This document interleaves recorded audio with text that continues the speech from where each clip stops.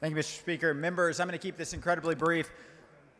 At the end of the day, we signed up to be scrutinized by our constituents when we do something that either goes against the will of the people or goes against their perception of what the will of the people is. We signed up for this. It is as simple as that. To throw someone in jail is to silence political speech. This is insanity that we would propose such a harsh penalty for simply expressing our displeasure of an elected official. This is anti-American. This is anti-Constitution. I hope that today you would recognize that this bill stands in the way of our constituents speaking the truth that they know to be true or having an opinion that we might not agree with. Mr. Speaker. Mr. Harrison, for what purpose? Will the gentleman yield? Will the gentleman yield? I will in one moment. Not at this time.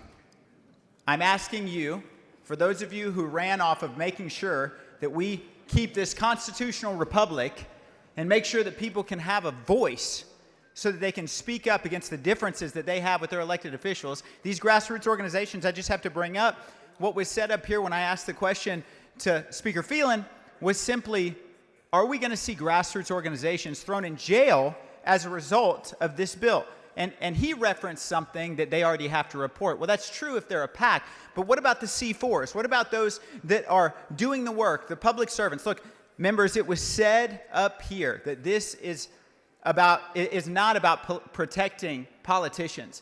I would challenge you, we're called to be public servants. And right now, the only thing that this bill serves is us. It is time to take a stand for the people and for free speech. I ask that you would vote no, and yes, I will yield for some questions. Thank you very much. I appreciate you yielding. Mr. Harrison, for what purpose? The gentleman.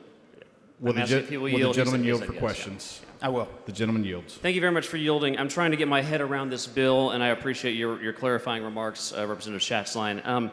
As I read the bill correctly, are you reading the bill to also create a Class A misdemeanor, and is your understanding that a Class A misdemeanor is actually a crime that's punishable by up to a year in jail? That is correct. Okay.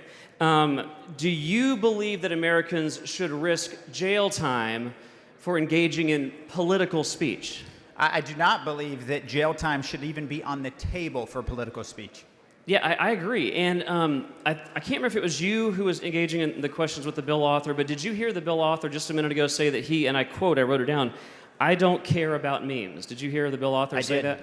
So I found that very interesting because, well, first of all, wouldn't you agree that memes are sort of a type, a subcategory of satire? Absolutely, and I would also say that memes absolutely do play a role in elections. They do have an effect. Right, and a necessary role. And isn't it also true that political satire has a very long tradition in not just our state, but in our country dating back to prior to our founding? Is that your understanding? Even before our founding in other countries as well. Right, and since the bill author says he doesn't care about any memes, I went through and looked through the bill again briefly. It's a short bill. I was unable to find any exception in the bill for satire, for memes, for parody, for obvious jokes. I'm really curious why it wasn't in the bill, but maybe I missed it. Do you find any exceptions for memes, which the bill author says he doesn't care about, in the bill? I have read this bill fully, and I do not find that. Yeah.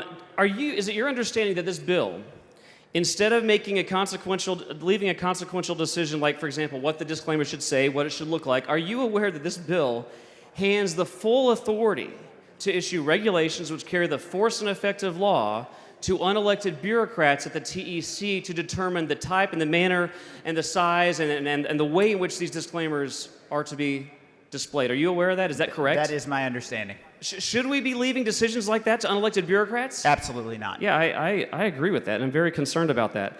A couple final questions then.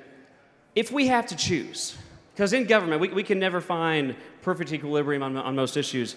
But if we have to decide here, shouldn't the default presumption in America to err on the side of protecting speech, not on the side of restricting speech? Absolutely. Do you believe this bill is a restriction on free speech? I absolutely believe that. Don't you think that it should be the voters, not politicians and bureaucrats, that should be the ultimate judge on what is protected free speech or not? Absolutely, I do. And wouldn't you agree that regulating political speech based on whether a government bureaucrat determines something to be true or false is a hallmark of a totalitarian regime, not of a free people?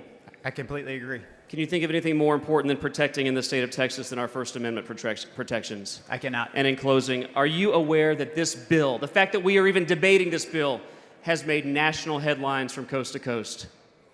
Do you agree with me that it is a disgrace, that we bring shame upon our body, that we are even deliberating such a measure in the state of Texas today? I am aware, and I do agree with you. I agree. Thank you for the answers. Thank you, buddy. Mr. Speaker, Mr. Raymond, for what purpose? will the gentleman yield for a The question? gentleman yield for questions. Yes, I will.